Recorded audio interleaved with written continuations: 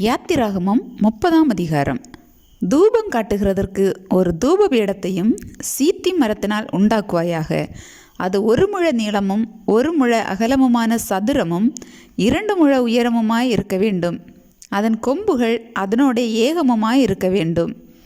அதன் மேற்புறத்தையும் சுற்றுப்புறத்தையும் அதன் கொம்புகளையும் பசும் பொன்தகட்டால் மூடி சுற்றிலும் அதற்கு பொன் திறனையை உண்டு பண்ணி அந்த திறனையின் கீழே அதன் 2 பக்கங்களிலும் அதை சுமக்கும் தண்டுகளின் இடங்களாகிய அதன் 2 பக்கத்து 2 மூலைகளிலும் 2 பொன் வளையங்களை உண்டாக்குவாயாக. அந்த தண்டுகளையும் சீத்தி மரத்தால் பண்ணி அவைகளையும் பொன் தகட்டால் மூடக்கடவாய்.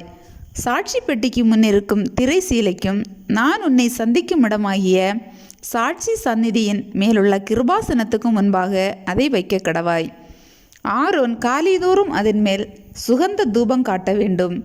மாலையில் விளக்கேற்றும் போதும் அதன் மேல் தூபம் காட்ட கடவன். விளக்குகளை விளக்கும் போதும் அதன் மேல் தூபம் காட்ட வேண்டும். உங்கள் தலைமுறை தோறும் கர்த்தருடைய சந்நிதியில் காட்ட வேண்டிய நித்திய தூபம் இதுவே.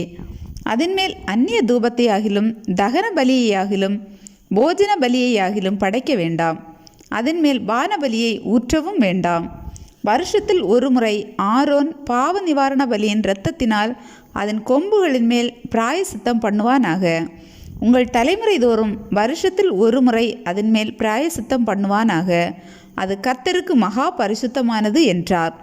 பின்னும் கர்த்தர் மோசேயை நோக்கி, நீ இஸ்ரவேல் புத்திரரை அவர்கள் இலக்கத்தின்படி கணக்கு பார்க்கும் பொருட்டு அவர்களை எண்ணும்போது அவர்களுக்குள்ளே ஒரு வாதை உண்டாகாதபடிக்கு அவர்கள் ஒவ்வொருவனும் எண்ணப்படும் சமயத்தில் தன் ஆத்துமாவுக்காக கர்த்தருக்கு மீட்கும் பொருளை கொடுக்க கடவன். எண்ணப்படுகிறவர்களின் தொகையிலே சேருகிற ஒவ்வொருவனும் பரிசுத்த ஸ்தலத்துக்கு சேக்கல் கணக்கின்படி அரை சேக்கல் கொடுக்க வேண்டும். 1 சேக்கலுக்கு 20 கேரா. கர்த்தருக்கு செலுத்தப்படுவது அரை சேக்கல். எண்ணப்படுகிறவர்களின் தொகையிலே சேருகிற 20 வயது முதற்கொண்டு அதற்கு மேற்பட்ட ஒவ்வொருவனும் அதை கர்த்தருக்கு செலுத்த வேண்டும். உங்கள் ஆத்துமாக்களுக்காக பாவ நிவர்த்தி பண்ணும்படி நீங்கள் கர்த்தருக்கு காணிக்கை செலுத்தும் போது ஐஸ்வர்யவான் அரை சேக்கலுக்கு அதிகமாய் கொடுக்கவும் வேண்டாம், தரித்திரன் அதற்கு குறைவாக கொடுக்கவும் வேண்டாம். அந்த பாவ நிவர்த்தி பணத்தை நீ இஸ்ரவேல் புத்திரர் கையில் வாங்கி அதை ஆசரிப்பு கூடாரத்தின் திருப்பணிக்கு கொடுப்பாயாக. அது கர்த்தருடைய சந்நிதியில் உங்கள் ஆத்துமாக்களுக்காக பாவ நிவர்த்தி செய்யும் பொருட்டு இஸ்ரவேல் புத்திரருக்கு ஞாபக குறியாயிருக்கும் என்றார்.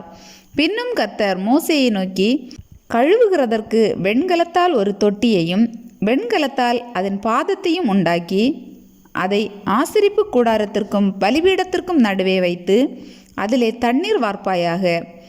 அதனிடத்தில் ஆரோனும் அவன் குமாரரும் தங்கள் கைகளையும் தங்கள் கால்களையும் கழுவ கடவர்கள்.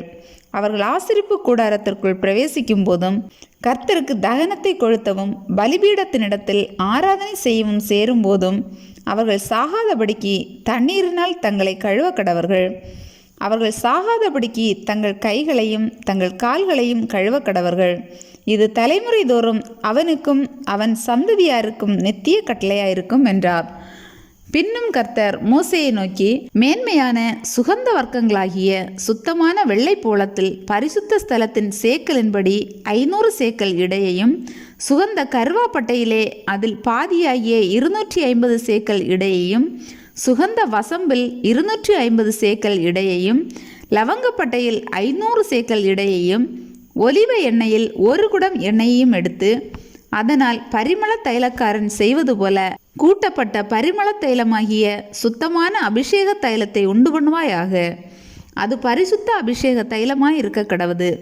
அதனாலே ஆசரிப்பு கூடாரத்தையும் சாட்சி பட்டியையும் மேஜையையும் அதன் பனிமுட்டுகள் எல்லாவற்றையும் குத்து விளக்கையும் அதன் கருவிகளையும் தூப பீடத்தையும் தகன பலிபீடத்தையும் அதன் பனிமுட்டுகள் எல்லாவற்றையும் தொட்டியையும் அதன் பாதத்தையும் அபிஷேகம் பண்ணி அவைகள் மகா பரிசுத்தமாயிருக்கும்படிக்கு அவைகளை பரிசுத்தப்படுத்துவாயாக. அவைகளை தொடுகிறதெல்லாம் பரிசுத்தமாயிருக்கும். ஆரோனும் அவன் குமாரரும் எனக்கு ஆசாரிய ஊழியம் செய்யும்படிக்கு நீ அவர்களை அபிஷேகம் பண்ணி அவர்களை பரிசுத்தப்படுத்துவாயாக. இஸ்ரவேல் புத்திரரோடே நீ பேசி சொல்ல வேண்டியதாவது, உங்கள் தலைமுறை தோறும் இது எனக்குரிய பரிசுத்த அபிஷேக தைலமாய் இருக்க வேண்டும். இது மனிதருடைய சரீரத்தின் மேல் வார்க்கப்படலாகாது. இது செய்யப்பட்ட முறைமையின்படி அவர்கள் வேறொரு தைலத்தை செய்யவும் கூடாது. இது பரிசுத்தமானது, இது உங்களுக்கு பரிசுத்தமாயிருப்பதாக. இந்த முறைமையின்படியே தைலம் கூட்டுகிறவனும் அதில் எடுத்து அந்நியன் மேல் வார்க்கிறவனும் தன் ஜனத்தில் இராதபடிக்கு அறப்புண்டு போகக்கடவன் என்று சொல் என்றார். பின்னும் கர்த்தர் மோசேயை நோக்கி, சுத்த வெள்ளை போளமும் குங்கிலியமும் அல்வான் பிசுனுமாகிய கந்த வர்க்கங்களையும் சுத்தமான சாம்பிராணியையும் நீ சமநிறையாக எடுத்து தைலக்காரன் செய்கிறது போல அதற்கு பரிமளமேற்றி துப்புரவான பரிசுத்த தூபவர்க்கமாக்கி அதில் கொஞ்சம் எடுத்து பொடியாக இடித்து நான் உன்னை சந்திக்கும் ஆசரிப்பு கூடாரத்தில் இருக்கும் சாட்சி சந்நிதியில் வைப்பாயாக. அது உங்களுக்கு மகா பரிசுத்தமாய் இருக்க கடவுது. இந்த தூபவர்க்கத்தை நீ செய்ய வேண்டிய முறைமையின்படி உங்களுக்காக செய்து கொள்ளலாகாது. இது கர்த்தருக்கென்று உனக்கு பரிசுத்தமாய் இருப்பதாக. இதற்கு ஒப்பானதை முகருகிறதற்காக செய்கிறவன் தன் ஜனத்தில் இராதபடி அறுப்புண்டு போகக்கடவன் என்றார்.